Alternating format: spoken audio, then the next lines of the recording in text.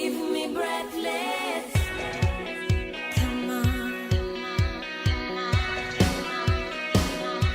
And we are back at the Big Money Big Daddy Show. This is Dale Pieper bringing you the show live today. I've got a guest with me, David Henley with Meriplex Communications. So we got to spend the first part of the show kind of learning a little bit about him, but we're going to continue down that path as we wrap up today's show. A lot of times we talk about, just investing in general on the individual standpoint and point of view, but a lot of times we take time out to actually sit down and work with business owners. That's another big part of what we do.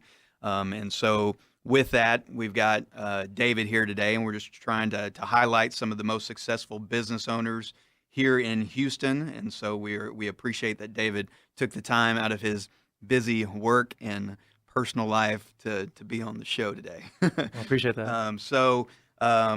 Just as y'all have questions, or if y'all got comments about what we're talking about, or if you got questions or want to know more about Meriplex or David as we go through today's show, feel free to call or text at 713-826-0426. That's 713-826-0426, or you can email us at bmbd@wealthdesigngroup.net. I know, David, you threw your email out there a while ago, if you want to throw that out there. Absolutely. dhenley@meriplex.com. That's DHENLEY at Meriplex, MERIPLEX.com. Fantastic. And then y'all can also reach out to us on the Big Money Big Daddy Facebook page.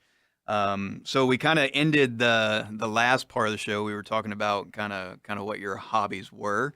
And I know the one thing you've actually mentioned a couple times, the ranch. I'm not going to make you disclose where the ranch is, but it's interesting. We've got a ranch out in West Texas that we've been out there for years. So obviously I know where you're coming from, Right. as I enjoy going out there not only to have fun but also the work, and like you said, it's like you don't hire anybody to do all the We don't. clearing trees and shrubbery or whatnot. Nope. As far as, and I think once again that sets a good example, I think, for your kids too, that That's you right. you can work hard but then you can play hard at the same time. That's right. But kind of tell me, what are some of the things y'all do out there on the ranch? Well, we do a lot of things. For one, we have amassed multiple properties that were contiguous, and so we build a lot of fences because it's a mix of a cattle and a hunting operation. Okay. And so the cattle property is an area where we do a lot of bulldozing. We have our own bulldozer. All I right. knew you knew that was coming. Yeah. And we bulldoze and clear land, and then after that, we grade it, we plant seed, we fertilize it, and then I've got a chemical license, believe it or not, where I actually spray my own chemicals. That's where this third ear is coming from. Oh, look at you, man. And so we keep from the cattle operation, we try to keep keep it pristine, the trees trimmed up. Now on the other side, on the more the fun side, we do a lot of hunting. We do a lot of pig hunting to keep the pigs off of all of our hard work. Okay. We do a lot of fishing, and we do a lot of riding around and spending time with the family. The kids actually partake in all of this work. So I'll tell you a funny story. The last piece of land that we cleared, after I got done clearing it, I had my wife and kids out there with the seed for the grass, and they were hand throwing all the grass in the areas they wanted to throw it in before we smoothed it in. And then the wife pulls the trailer and the kids put the branches in the trailer off the trees that we trim. Okay. It's kind of a big family effort that we can appreciate. That's awesome. So you're hearing the story here, more work than play. There you go. I highly doubt that. That's right. But there is no doubt a lot of work that goes into, That's right. and it's good to know. See, I mean, you can always start your own chemical business. I mean, Yeah. you can do construction. I mean, it You sounds know, like you're multi-talented. If things go south, I can always get back into landscaping, There you go. which is where I started my early career. Is it? I think we all did. I think I That's had right. I think I had all the yards on the block. There you go. That's right. Those were tough times, but it was good money. Boy, when if you were I a knew kid. then what I know now. I know, right? I know you mentioned tell me about your kids. I know you mentioned your wife, but I know you got a daughter that plays soccer, but do. I tell me, do. give me the whole scoop. I've got 3 wonderful kids. I have a 10-year-old named Alex. He is my mini-me, similar personality, Okay. and very active. My middle daughter, 8, is Megan. She's my studious one. Okay. She's the one who gets mad if she doesn't make a 99 or 100. And then my youngest is Paige, and she's 5 years old. Okay. And she is a very bubbly little princess. There you go. That's my little one too, and it's probably because I spoiled her. That's right. The little one always gets all That's right. the attention. Fantastic. So let's transition back to the business. I know we were talking about the business early on, but kind of talk about just kind of the early onset of the company. I know you Sure. talked about your dad and kind of the patents and things, but tell us about, just early on in the Sure. company and just kind of walk us through kind of memory lane of just how it started, how it's grown, how y'all expanded, kind of what the future looks like. God, what an unbelievable story. The story about starting our business in the early days really is what sets our culture. And so when I had the idea to do something, I didn't have the idea of what to do. I had to do something. We talked about what to do. And once we agreed on it, my dad, through Henley Investments, did make a investment in the company. It's not like I started off with $0, and I'm not going to paint an inaccurate picture. Right. But we did start off with some funding. And what I'll tell you is that we blew through that funding in the first 8 to 9 months of the company. So we built out a huge network and big data centers with equipment and drained all the money. Everyone had nice salaries. And about the end of the 8th or 9th month, my dad, who's a tough love guy, keep it at that, walks out and he says, "All right, well, y'all are all the failures I knew you'd be. That's pretty much what I expected. I just wanted to make a point. So from this point on, nobody gets a salary. If you want to stay, great. If you don't, get out of here." And Wow. it's kind of like, wow, okay, all right, well, who's with me? That's all I can think of to say. Who's with me? So believe it or not, we didn't lose anybody. Wow. And so from that point on, I worked for about 24 months, maybe a little longer, with no income, and was able to survive on the great credit I had before this event, and lived on credit cards for a couple years, racking up some debt. And then what happened was it put me between a rock and a hard place, which I think is where every business point has a pivoting point in their life or their career or their business. Is, wow, I have to succeed. That's when it went off my brain that one of the number one characteristics of a successful business owner is the unwillingness to fail, the desire to always find a way to succeed or overcome any obstacle. And that's the reflection I went on.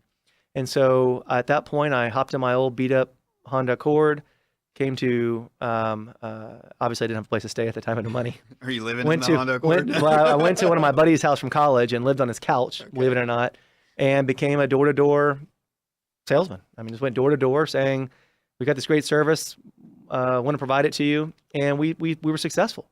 I was the salesman, the installation tech, the service manager, you name it, and had all the great people in the office doing the back office and the office work. And so as our business built and our revenue, and other businesses will understand this, as our revenue surpassed our cost, Yeah. called your gross. Yes.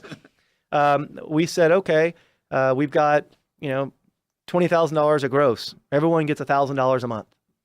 We've got $40,000 of gross. Now everyone gets $2,000 a month. And we slowly built up our incomes again based on our ability to provide a good service, deliver a good service, satisfy our customers, and grow the business. And that's where our culture comes from.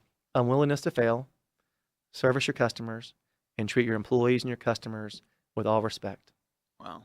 I mean, that's a fantastic story. Mhm. And some of that stuff obviously resonates. It does, doesn't it? With, like you said, with any entrepreneur, as far as you come to that point where you've put it all in, you're tapped out, and you're like, okay, I've either given it my best and I'm quitting, Right. and you accept that. I can't accept right, that. Or You the can't accept that. successful ones are, I'm not going to fail. That's right. And I remember getting into the business, we're in.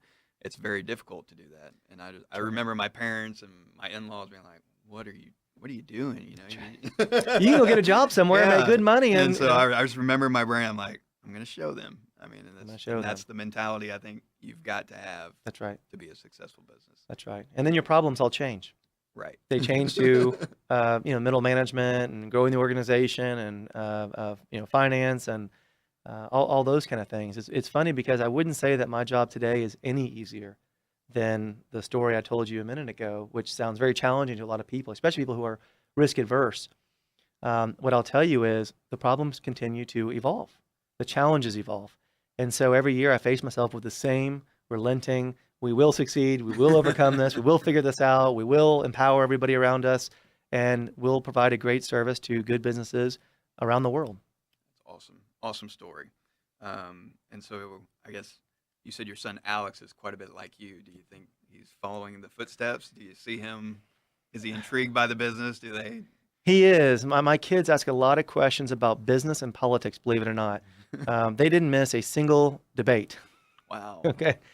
Which is crazy for young kids. But I will also tell you, up until I think I graduated from high school, I think I wanted to be a restaurant manager because I thought it'd be neat to be a waiter. So, so you just never know when it's gonna click.